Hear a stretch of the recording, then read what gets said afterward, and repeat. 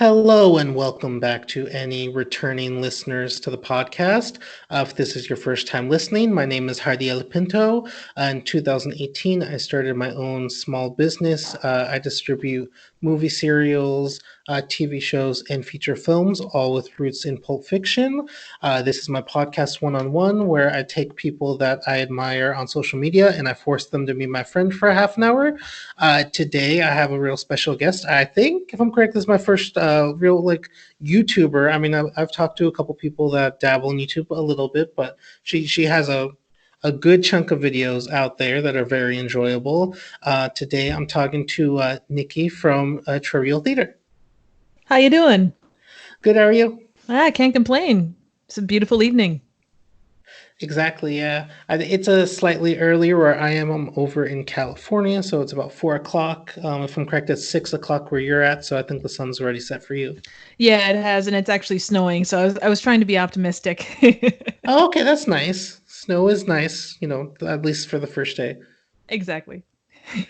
And so, again, thank you so much for being on the show. Because, like I said, I was looking over, a whole bunch of people that I wanted to be on here, and I definitely wanted to talk to you because I haven't seen all of your videos necessarily. I just started watching your YouTube channel recently, but from the ones I've seen, I really enjoy your taste in film because it's kind of similar to mine.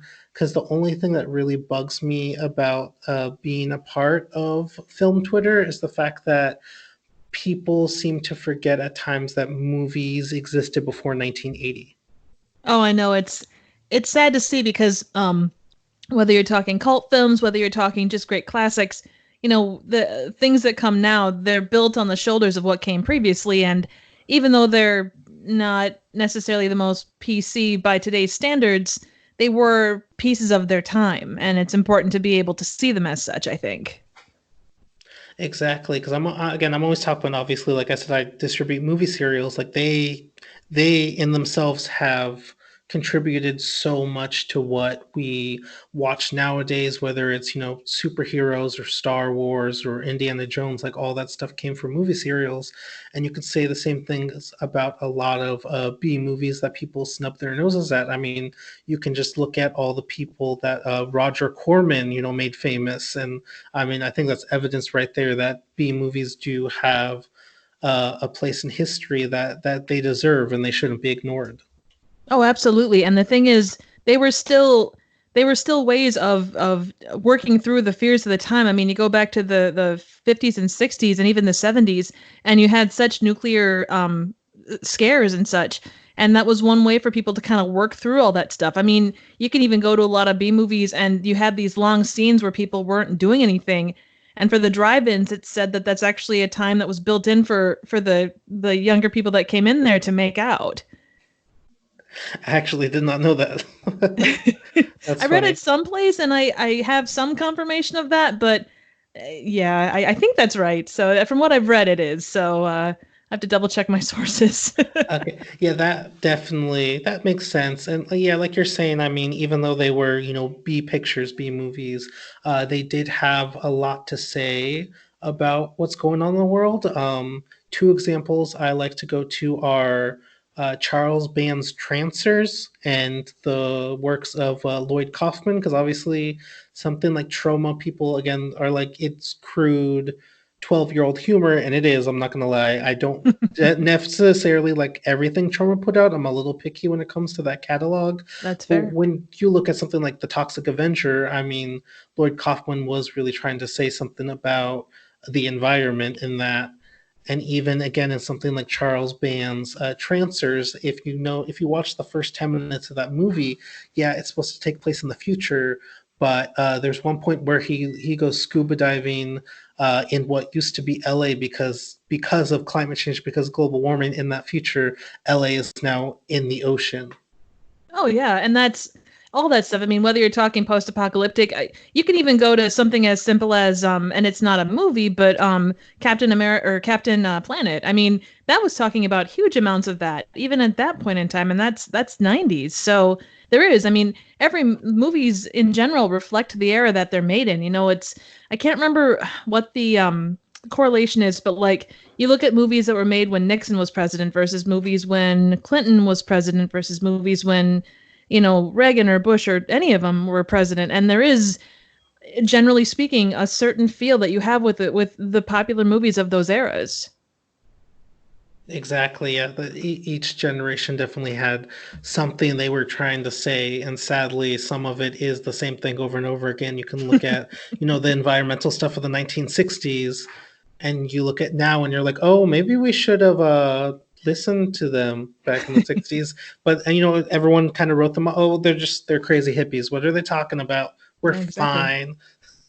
No, exactly. And I think each generation, you have to, I don't know, just from a general perspective, I think each generation has to learn those lessons.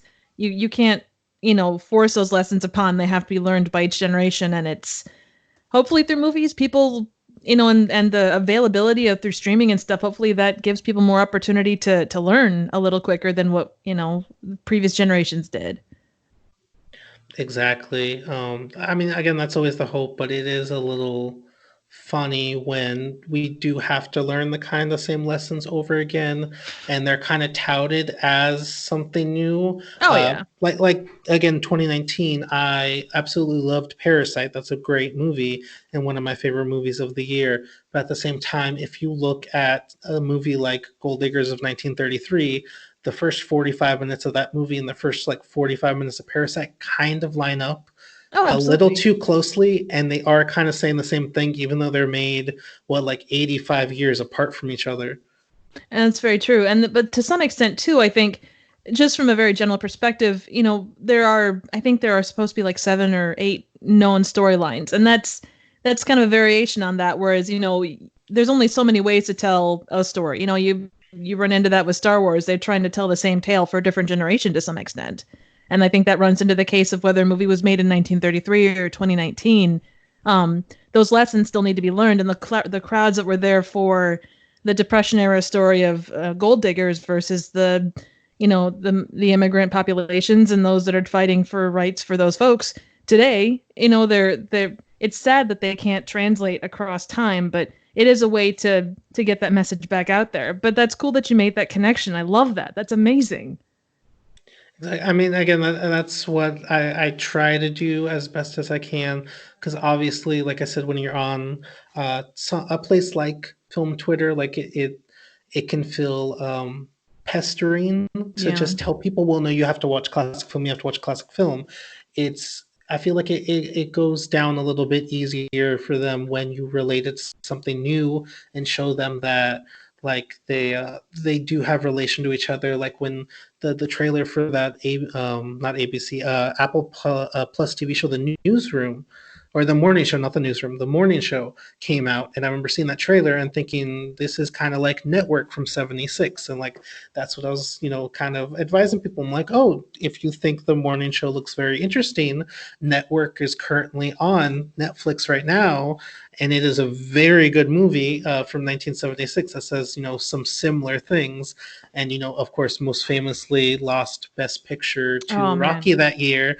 Which again, as much as I love Rocky, as much as I grew up watching Rocky, that's still one of those times that's like, well, maybe you gave Best Picture to the wrong one that year. Oh yeah. And how many times has that happened? I mean, you could, whether you're talking about oh, was it Band of Brothers versus no, the Thin Red Line versus Shakespeare in Love. Why did that beat out? Why did Crash beat out? Is it, I'm gonna screw this up. Was it Brokeback Mountain? Yeah, That Crash, I mean, there's so many weird things that influence that. And I don't know, you could get into a whole nother podcast about award shows and their relevance versus what the perceived relevance is. And but understood 100%. It's Network was an incredible movie, and it really did predate. It showed a lot of what we're dealing with today, and again, those repeated messages that we see. The times don't change. It's just the way that it's delivered. exactly. I just want to make one correction. It was Saving Private Ryan that lost Oh, to Shakespeare in Love, but the Thin Red Line, I can't remember what year Thin Red Line came out, but that did lose to something else. I remember that was nominated for Best Picture as well. I just can't remember what that lost oh, to at the no moment. worries. I But they apologize about both that. no, it's okay. But they both did lose to something. They Yeah. both, so you are right on that front. But yeah, it's just I don't know. It's funny like that, but like I said, I try my best in order to relate it to now. Obviously, like my friend Fritzi Kramer, who runs Movies Silently on Twitter, she does a Oh, similar thing where love she, that you know, channel. I Or know love the she's great. Oh God, it's amazing. Absolutely amazing. Yeah, she is great. She was my very first interview last year, and yeah, I mean, she does a lot of she does a great job with her Twitter threads and explaining like how does the silent era relate to now. And I mean, obviously, like I said, it's similar. Like you watch something like Safety Last starring Harold Lloyd, and as someone who works in customer service, like the jokes they have about customer service in that movie, even though again that movie was almost 100 years ago, you could still relate to those moments, those frustrating moments in his day job now. Oh yeah. And those messages are timeless, and that's the kind of neat thing about it. I mean, you go back to silent movies and anything from him, anything from Buster Keaton, anything from Charlie Chaplin, they do relate. The circumstances change, but the overall situations don't. And the fact that things like that kind of comedy can transcend to today, through the moving image, through glances and everything else, it's amazing. Absolutely incredible. Exactly. So I mean, I do have to ask, what exactly got you into these types of B movies in the first place? Um, it's not typical, I guess, but I loved Mystery Science Theater 3000. Like that was kind of my intro to a lot of it. So that kind of got me started on those known directors, whether you're talking Roger Corman or Coleman Francis or any of those guys. And then from there, it was just kind of like you kind of say, oh, well, I liked this. And then there's this other one over here. And it kind of makes you branch out. And it's like, oh, there's this whole series of insect B movies from the 50s. And then there's this, radioactive guy, giants from the 70s. And you just kind of grow and learn from there. And generally speaking, if it's not clear, I love old movies, and so that too kind of influenced a lot of that. Just to see kind of how they did the effects when they didn't have computers and they didn't have the technology that we have today.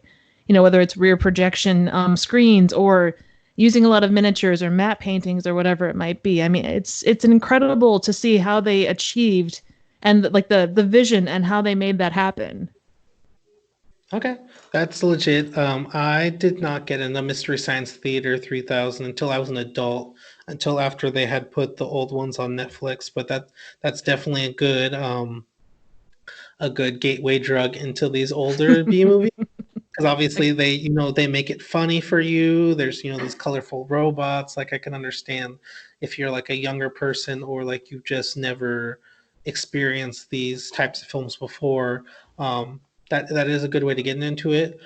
For me, I was lucky enough to grow up with a really awesome older sister that would rent stuff either from like the library or Blockbuster.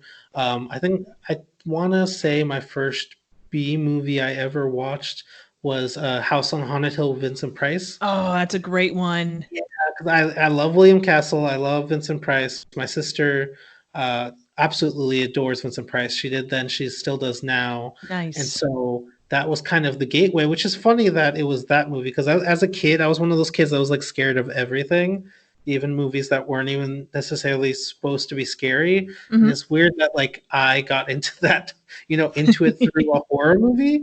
Um, and then, of course, we watched other Vincent Price movies, like Last Man on Earth. And then Great as one. I got older, like into a teenager and then like early adulthood, I would go to like Walmart and Kmart and Target and like look through the bargain bins and find those $5 DVD sets, that would have like 20 movies for $5. And I just thought it was a really good value. I had no Oh, idea it's because these were public domain B movies that were easy to get a print of.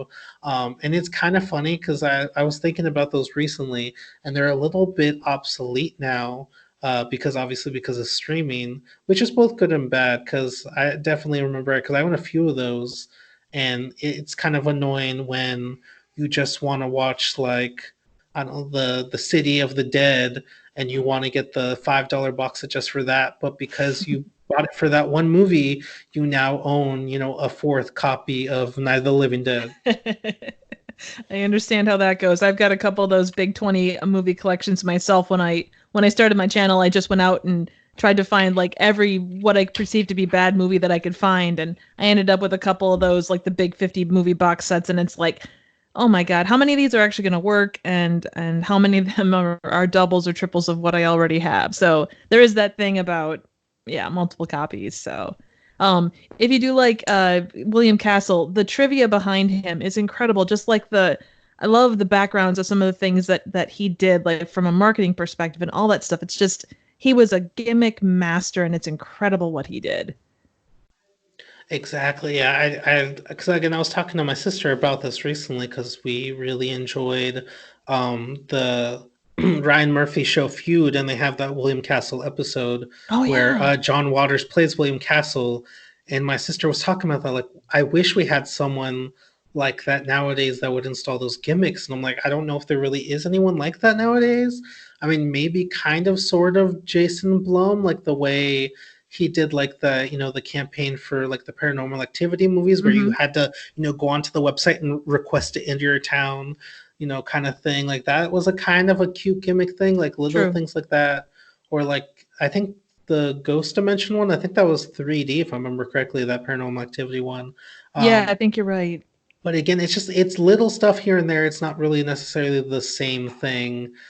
He's the closest we have, and like I said, there's only a couple examples of that kind of fun gimmicky stuff when it comes to that.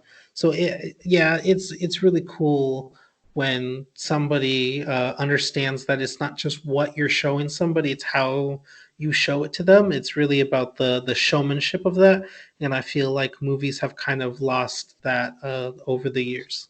Oh, I agree. And even like and I don't know if you feel this way, but you go to the theater, and I'm always a fan, even though the experience may not be quite as large as what you can get in like a big multiplex. Just walking in and not feeling like cattle, like being herded into your theater and all that stuff. I mean, the experience of a small theater, as long as it's got good sound and stuff, is just like an old opera house. There's nothing quite like it. Like you get the experience of what it was meant to be seen as. Exactly, because where I'm recording this right now, because I live in Santa Cruz, California, I literally am down the street from two art house theaters that we have. So I fully understand that. I try to go there as much as I can, because like we have a Regal over here too, which is fine because it's not Hmm. too big, and we have a small chain called Cinelix around here, which is only like five of those, but they also show like the bigger movies. Is sometimes we'll go over the hill and to San Jose, and there's like the AMC over there, and I don't Hmm. really like AMC. I had to go to one. No offense to AMC and Regal, but No, it's all right. I had to go to one last year because I really wanted to watch Pain and Glory, and it was out there like a full month before it was gonna come here. So I ended up like taking a couple buses and going over there. But then like it's just so big, and like Yeah. just to get to your screening room it feels like you're going through a maze, Yeah. and I don't know, it's too much sensory overload for me. Like I just I don't like when theaters are that big. Oh no, understood. And there's definitely just that there are things that add to your experience. You know, the smell of the popcorn, the seats, everything that you're part of, or everything that you experience makes up your theater experience. And sorry, I got a little bit repetitive there, but there is something to be said for all the work that goes into these theaters. There is something lost in translation into the spirit of what makes going to the movies great. You know, and when 90% of movies, it's easier to sit down and stream it, you know, on a big screen at your home where you don't have to pay as much for it as compared to going out to the theater and having that big screen experience. I feel bad because there is some of that lost. And, you know, I think movies will always be on the big screen to some extent because, you know, Star Wars, Avatar, all the big ones like that. There is something to be said for seeing it on a screen that big. But I feel bad that the experience isn't what it necessarily should be. Exactly. Because I've heard people say like they feel like within their lifetime movie theaters are going to go out of business, and I don't necessarily agree with that. Because if you look at drive-in theaters, sure, there's not very many nowadays, but I mean there's still rid of those in America. Like they've still held on because there's no way you can fully get rid of that experience. And much like drive-in theaters, I think there might be less movie theaters over, the next 10, 20 years. Like some might close down, but I don't think there's any possible way for them to go out indefinitely. Again, much like drive-in theaters, I think they're gonna hold on. Oh, definitely. And a drive-in theater experience. There's one probably about 45 minutes from here, and it's some place that I go with my friends and their kids every summer at least once.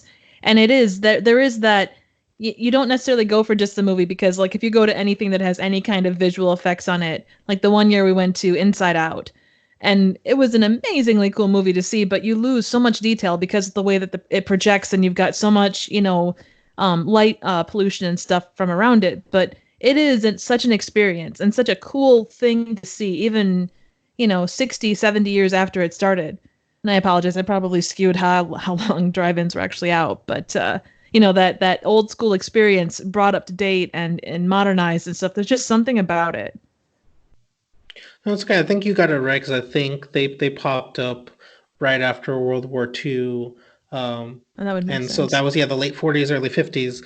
So that actually was 70 years ago, which is weird Well, to hey. think about since we're in 2020 now. So that actually it's kind of hard to believe because it feels like we used to say the 50s were 40 years ago. Growing up in the Yeah. 90s, and now the 50s are 70 years ago. It's really weird. Oh, no, definitely so. Nothing like feeling like an old fart, right? Yeah. I mean, not that I'm necessarily that old. I'm No, probably I trying know, to I know. I get sound it. older than I am, but you know what I mean? Like being born in the 90s and experiencing the 90s for a few years is definitely very different from now. Like I can only imagine what like kids growing up in the 2000s and 2010s, think that the 90s were probably really weird and some distant time when they really weren't that long ago. Oh no, 100%. And I mean, all those eras, if you look back, you always get the rose-colored glasses about what it was, and for those that lived through it versus those that didn't, there is that definite bit. So I have relatives that grew up in the 50s and like malt shops and all that kind of stuff. You see them in the old movies and they look like they'd be so cool, and they were like, it was okay, but it wasn't anything special. And it's like, but malt and all this stuff, and so I don't know. Anyway. Exactly. Yeah. I mean, because obviously those decades definitely had problematic elements to them. Oh yeah. Um, but it's nice to see the kind of aesthetic of them. I really do like that 50s, 60s aesthetic because it felt like companies kind of put more creativity into like the design of just even like really simple like home appliances. And obviously, I mean, they were trying to sell to all the housewives and stuff in the 50s, in that post-war time, because so many families were like moving to the suburbs, and there was that big boom of people starting families. So you had to kind of appeal to them, obviously, which is different from now because obviously we're not having babies at the same rate as we did then. So I mean, I get it. That's why they feel like they don't really need to try to pull people in with like a certain design aesthetic as they used to then. But I kind of wish more companies would put that kind of effort into it.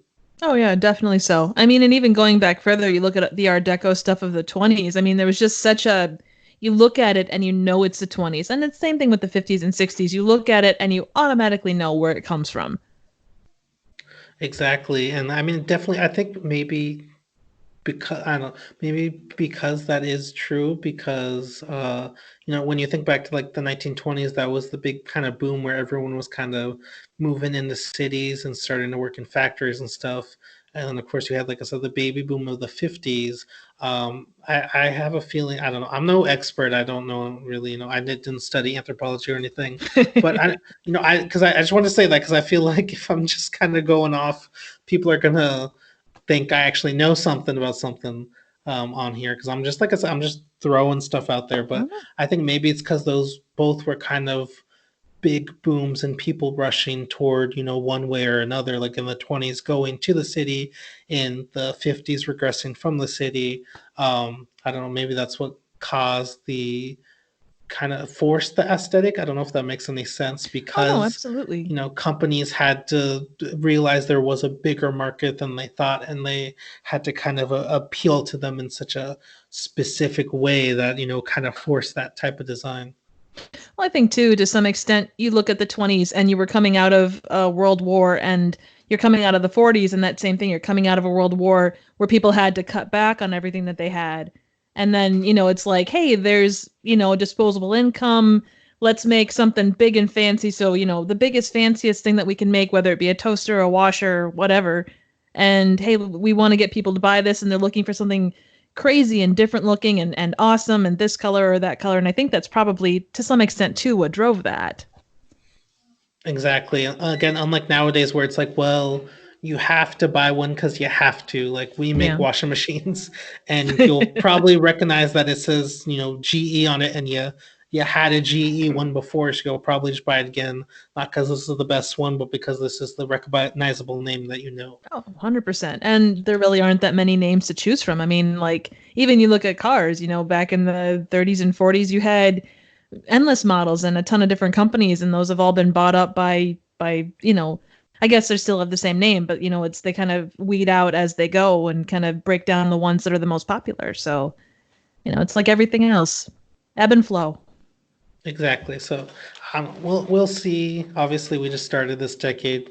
Maybe I don't know. Maybe things will change and there'll be maybe a more interesting aesthetic to this decade. I don't know if you can necessarily um, assess that while you're in the decade. Probably not, because I obviously we just got out of the 2010s, so it's not necessarily like we can even we're even far enough from that to assess what necessarily the style of that decade was. Oh no, 100% agreed. And it's not, yeah, I mean, I remember seeing pictures of my parents from like, the decades that they were doing stuff. And it's just like, you look back and you laugh at it, but then you look at yourself, a couple of decades, 2 decades on, and it's like, holy crap, what was I thinking wearing whatever? And you look at it and it's, yeah, you look back and laugh, but at the time that was what was available. So you just wore it. Exactly, yeah. Because I mean, like I said, you just don't know because hindsight and whatnot. Oh, yeah. Um, Anyways, we should probably actually talk about movies, shouldn't we? Because we're being on a tangent right now. No, We're no, like that was a we're random. like the good old days when neither of us were alive. How about them 20s? I Exactly. didn't actually see it, but I've seen pictures of it.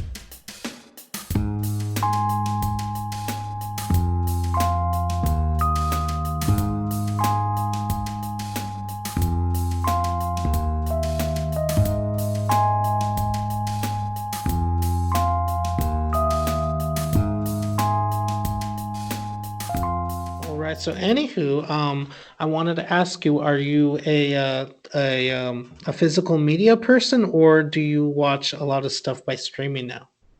Kind of a little bit of both. I guess I like having the idea of physical media just because with streaming services, movies come and go from that. And even if you have it saved to your computer, hard drives crash.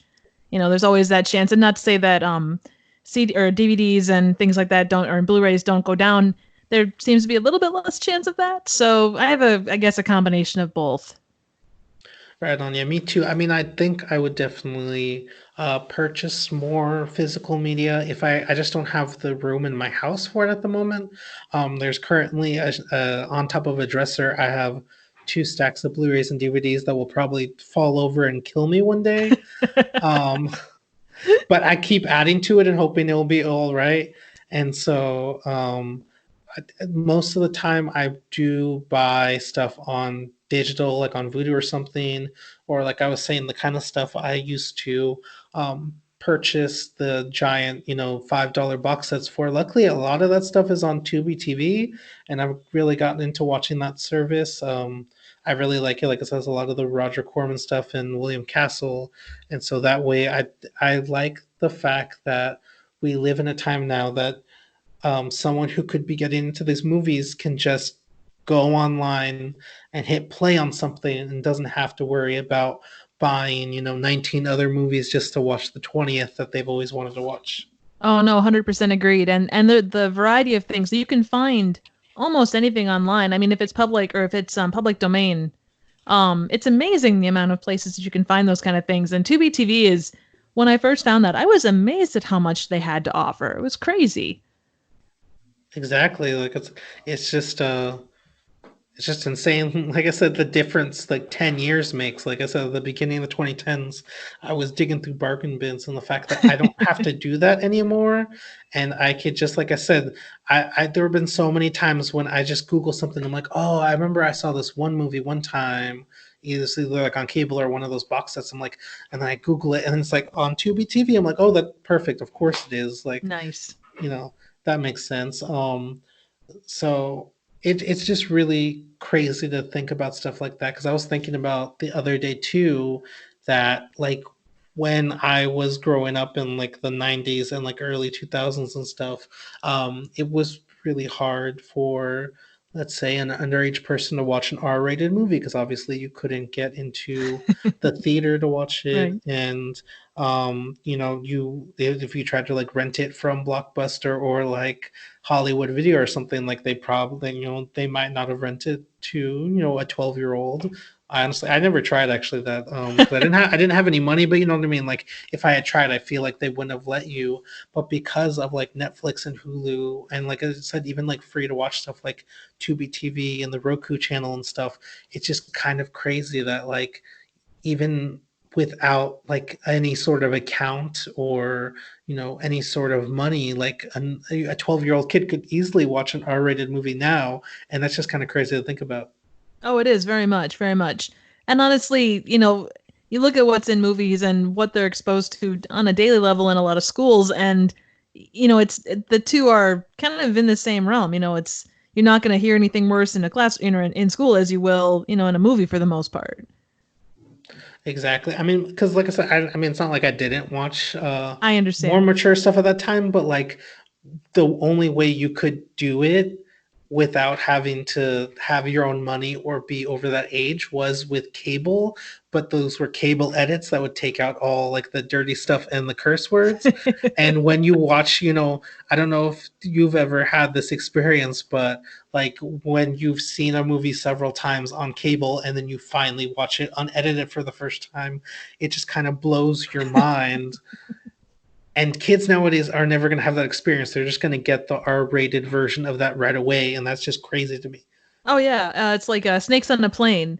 There's the classic scene where Samuel L. Jackson does his whole, you know, these, you know, mother effing snakes on this mother effing plane, and it's like the edit to which they had to make that, it was like, you know, these whatever kind of snakes on this Monday to Friday flight or something like that. Like it was just such a ridiculous statement to replace what he said, and it was just I laughed my butt off to this day watching that.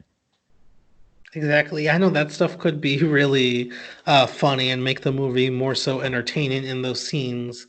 And like I said, it's just kind of weird to think that like that was a necessity to watch certain movies back then, and you don't even, like I say, you don't have to do that now, because you know, even there are family households that, you know, cut cable off completely and all you do have is streaming now. And you know, that's why I talk a lot about on Twitter how I do think it's really important for like the big streaming services like Netflix and Hulu to kind of have more of a diverse catalog of movies, because I really at the moment don't really feel like they do. Like I said, it feels like a lot of these services kind of say, well, movies are 1980 to now, and Yeah. if you're, you know, like I said, born in the 2000s or born in the 2010s, and you only watch movies through that because your family's not buying physical media, like they're like, well, it's cheaper to just stream. um it's just kind of crazy that that could be your perception of movies. And I've already seen that again on film Twitter. And I think it's funny when I kind of go on these rants and start talking about this stuff on Twitter, there are people that tell me to relax and to calm down and it's not that big of a deal. But But it it's is a like, big deal. exactly, where the big companies in a way, without even realizing that they're doing it, I don't think it's intentional, but they're kind of erasing parts of film history. And it's just, it's crazy because a lot of, like I said, these kids are growing up saying that they're huge fans of movies, but they only see, you know, what Netflix and Hulu wants them to see as far as, you know, what is out there.